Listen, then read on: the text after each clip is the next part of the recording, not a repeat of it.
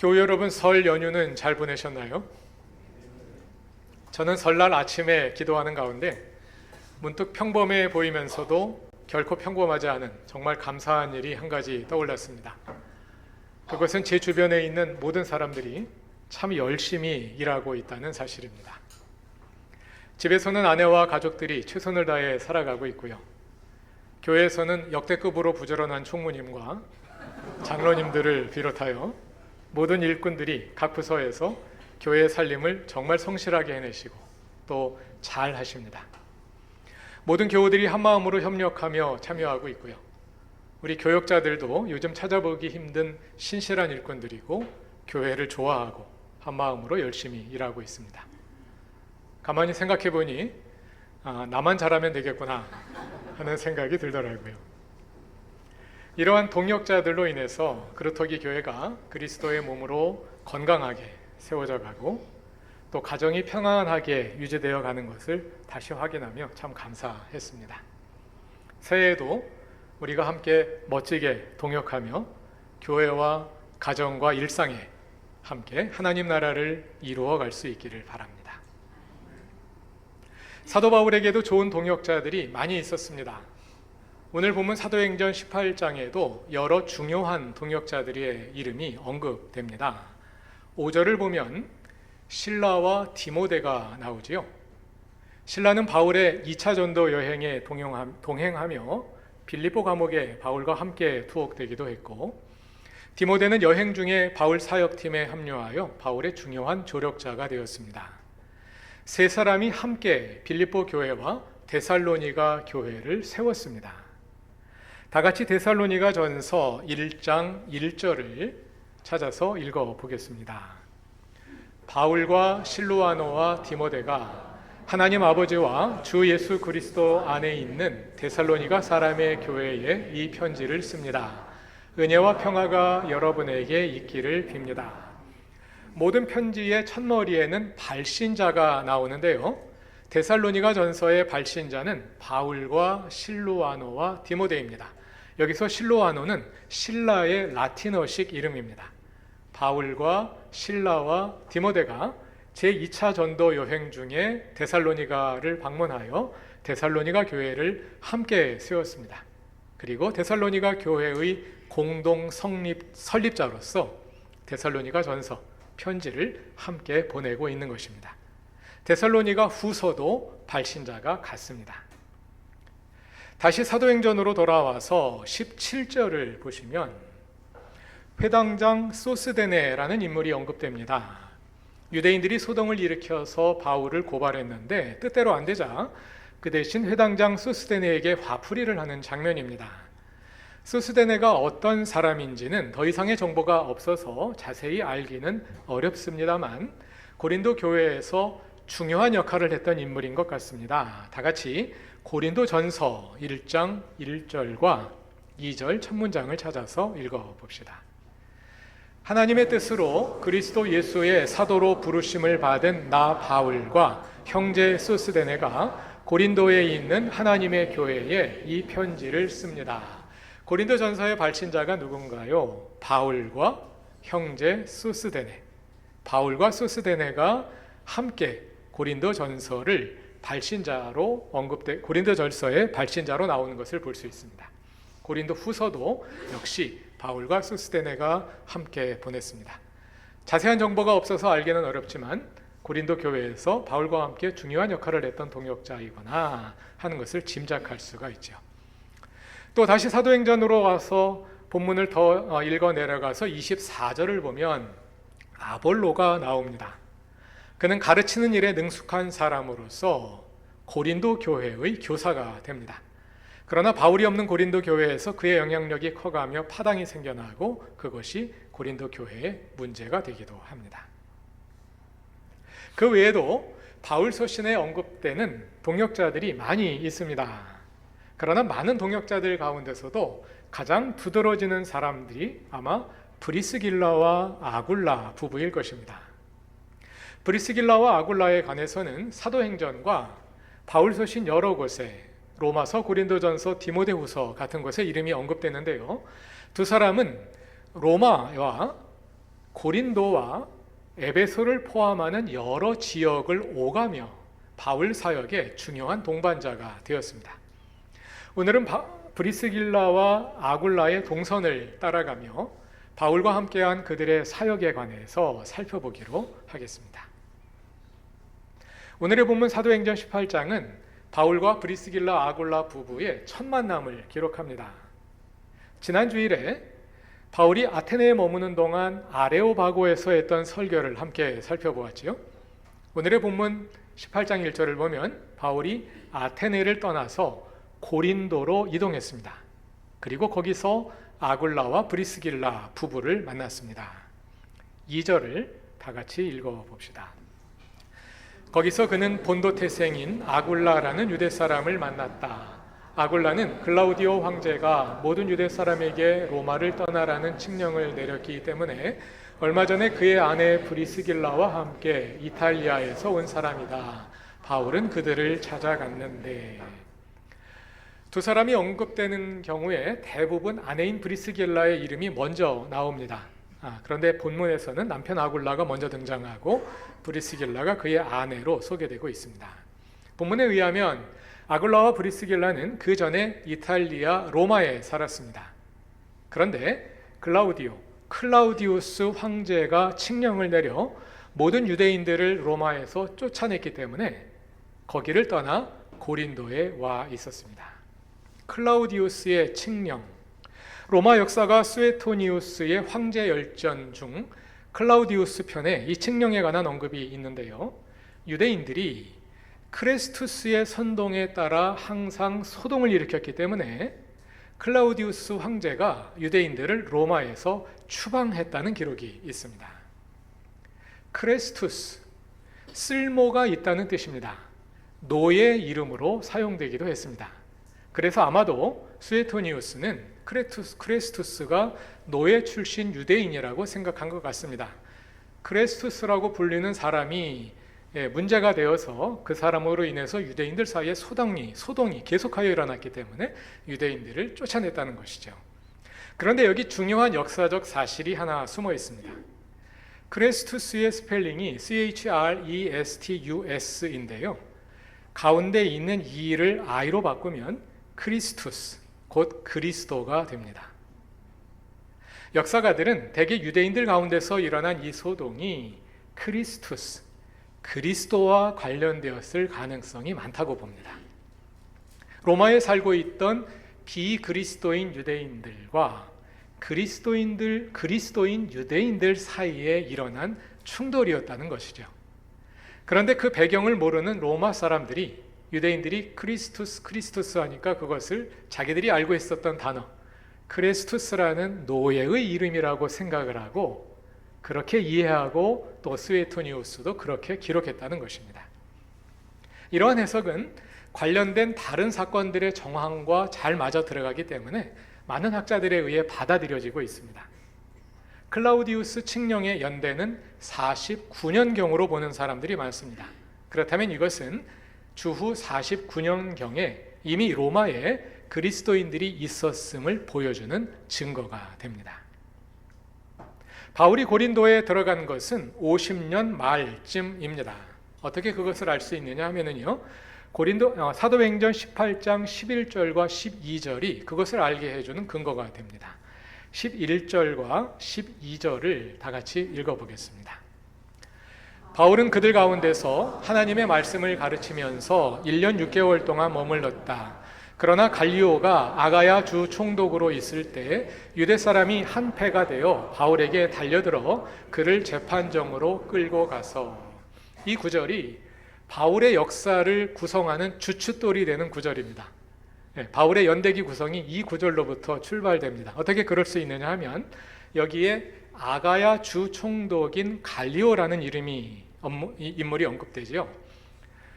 갈리오는 로마 제국의 유명한 철학자이며 문학가이자 정치가이기도 했던 세네카의 동생이고 클라우디우스 황제의 친구이기도 했습니다. 그가 아가야 주 총독으로 있던 기간에 황제가 보냈던 편지가 델피의 아폴로 신전의 비문으로 남아 있는데요. 보통 갈리오 비문이라고 부릅니다. 그 기록에 따라 추산해 보면 갈리오는 주후 51년 초여름부터 1년 정도만 총독으로 재임했습니다. 1년 정도만 총독으로 재임했기 때문에 이 사람의 연대를 기준으로 바울 연대를 재구성하면 1년의 오차로 재구성할 수가 있는 거죠. 그리고 이것과 관련된 내용들을 함께 다루다 보면 훨씬 더 좁혀서 거의 정확하게 바울의 연대를 구성하는 것이 가능해집니다. 그러니까 바울이 갈리오 총독의 재판정에 끌려갔던 사도행전 18장 12절의 사건은 주후 51년이나 52년 어느 때 일어난 사건이고요. 이것을 기준으로 바울의 연대기를 구성합니다. 그래서 그거보다 1년 6개월 전에 바울이 고린도에 입성했으니까요. 50년 어느 날 입성한 것인데 그 앞에 있던 사건들의 정황을 보면 50년 초보다는 50년 말에 입성했다는 것이 대부분의 학자들의 공통된 견해입니다. 그래서 그 지점을 기준으로 바울의 연대기를 거의 정확하게 구성하는 것이 가능해집니다. 다시 브리스길라와 아굴라 이야기로 돌아가 봅시다.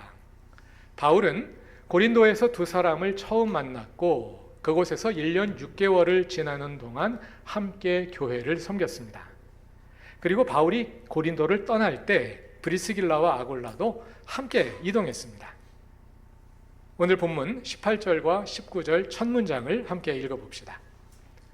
바울은 여러 날을 더 머무른 뒤에 신도들과 작별하고 배를 타고 시리아로 떠났다. 브리스길라와 아굴라가 그와 동행하였다. 그런데 바울은 서원한 것이 있어서 겐그레아에서 머리를 깎았다. 그 일행은 에베소에 이르렀다.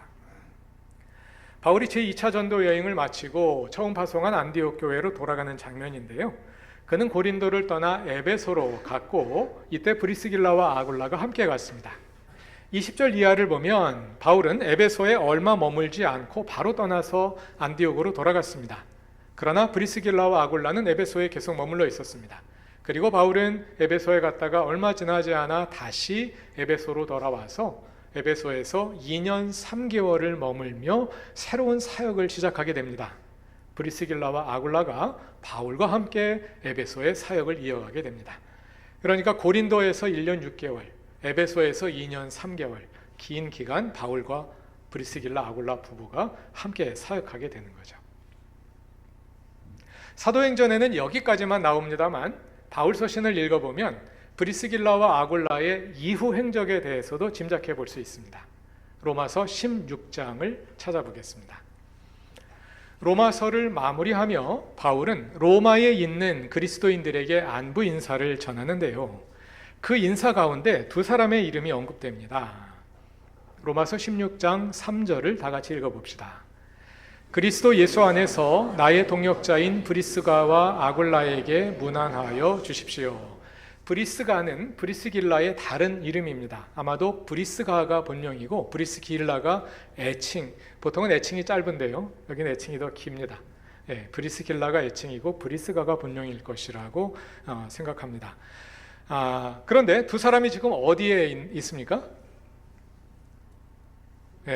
앞에 얘기했는데요. 지금 로마서 끝무리에서 바울이 로마에 있는 사람들에게 문안하는 장면이거든요. 그러니까 바울이 브리스길라와 아굴라가 지금 로마에 가 있습니다. 로마에 있는 사람에게 문안하는 내용이거든요. 전에 에베소에 있었는데 클라우디우스의 칙령으로 인해 브리스길라와 아굴라가 로마에서 추방당하는 것은 49년경입니다. 두 사람은 고린도에 가서 바울을 만나 함께 1년 6개월간 지났고 또 얼마 지나 에베소에서 또 2년 3개월간 바울과 함께 지냈습니다. 그러다가 그 와중에 54년에 클라우디우스가 죽었습니다. 클라우디우스가 죽으면서 칙령도 해제되었습니다. 그래서 많은 유대인들이 로마로 돌아갔습니다. 그러한 흐름 속에서 브리스길라와 아굴라도 다른 유대인들과 함께 로마로 돌아간 것으로 보입니다. 바울이 로마서를 쓴 것은 56년 또는 58년경입니다. 연대기를 계산하는 학자들에 따라서 56년경이라고 보는 분들도 있고 58년경이라고 보는 분들도 있는데요. 아마도 브리스길라와 아굴라는 그 직전에 로마로 돌아간 것 같습니다. 왜 로마로 갔을까요? 로마에 살던 유대인들이 로마로 돌아가므로 그 흐름을 따라 갔을 수도 있고요. 사업상 목적을 위해서 갔을 수도 있고요. 그런데 어떤 학자들은 두 사람이 다시 로마로 간 이유가 로마서의 저술과 관련이 있다고 보기도 합니다. 바울이 로마서를 쓴 중요한 목적 가운데 하나는 스페인 선교를 위해 후원을 요청하는 것이었죠. 바울이 스페인에 가는 길에 로마에 들릴 계획이었어요. 그래서 로마 교회가 스페인에 가는 그 비용을 후원해 줄 것을 요청하는 편지가 로마서이지요. 그런데 로마 교회는 바울이 세우지 않았고, 바울이 로마서를 쓸 때까지 바울은 로마에 가본 적이 한 번도 없었습니다. 로마 교인들 다 모르는 사람들입니다. 이렇게 잘 모르는 사람들에게 후원은 요청을 해야 하는 난감한 상황에 있었던 것인데요. 그와 달리 브리스길라와 아굴라는 본래 로마에 살던 사람들이므로 로마 교회에 아는 사람들이 많았을 것입니다.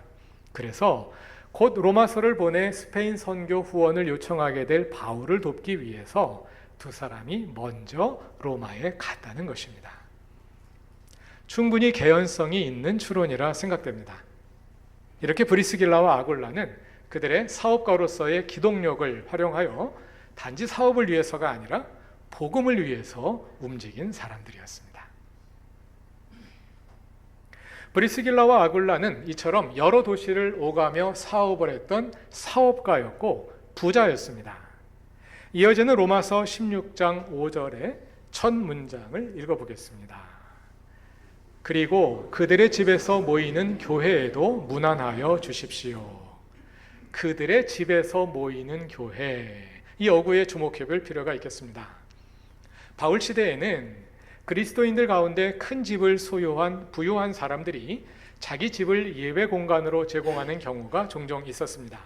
그 시대는 아직 주일이 없었습니다. 주일에 쉬면서 예배할 수 있는 때가 아니죠. 그냥 일주일 내내 일해야 하던 시대입니다.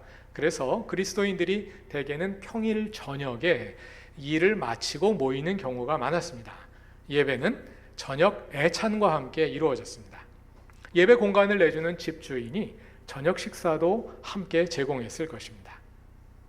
이렇게 브리스길라와 아굴라는 교회를 위해 경제적인 후원을 하는, 또 공간을 제공하고 먹을 것을 공급하는 이러한 중요한 역할을 했을 뿐만 아니라 바울의 생계를 위해서도 중요한 역할을 했습니다.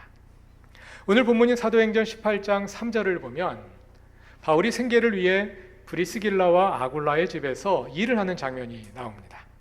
18장 3절을 다 같이 읽어봅시다. 생업이 서로 같으므로 바울은 그들 집에 묵으면서 함께 일을 하였다. 그들의 직업은 천막을 만드는 일이었다.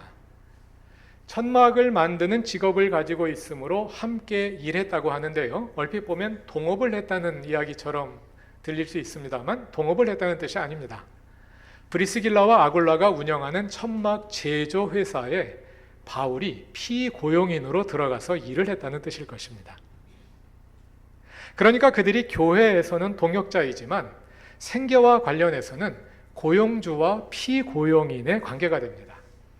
자칫 불편해질 수도 있는 관계였을 것입니다.